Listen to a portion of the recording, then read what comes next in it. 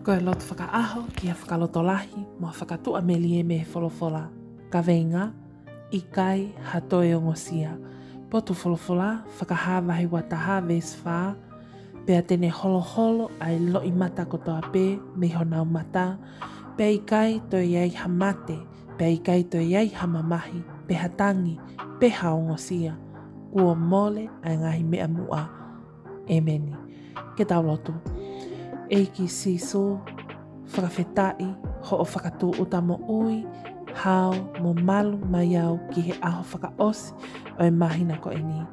Whawhetai ko e tauhi pe ia ai a Fiona, pea amanaki ke wa o sia ai mahina fo ou a pongipongina, ke tau pe mo ko e siso.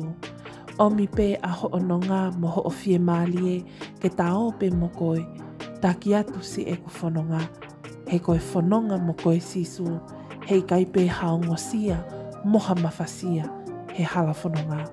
I ho hua whape sisu kalaisi ko koe a hoku whakamoui. Emeni. Whakamaloa ke te koe o ke kau mai ke talotu hufia he hawani, whawhetai ki he eiki a ene taki whanonga hao ma au, pea moau, pea tā o siai ai aho whakaosi e mahina ko o katopa. Mo oni pe ia ne I kai honge whaingataa, ka ko ki taua o kuta whanonga whakaaho mo sisu, o ku taua ngoi pe I ki tau tolu ai nonga, mo I fie maari e he moui.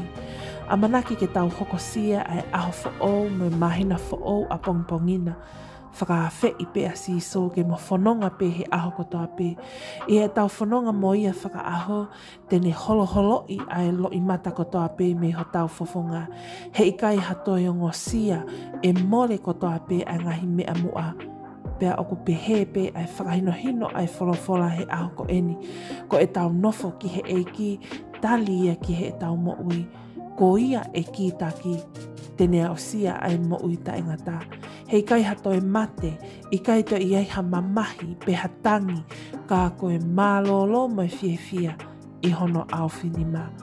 Whawhetai, hei kai hatoe o ngosia. Emeni.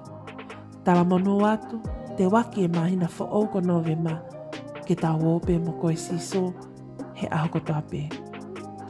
Thank you to you all who have joined and subscribed to this channel. If you're new here, welcome.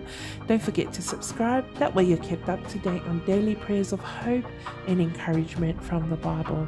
Also check out the description box below for all links to our social media platforms as we provide daily devotions and ministry for the youth and young couples.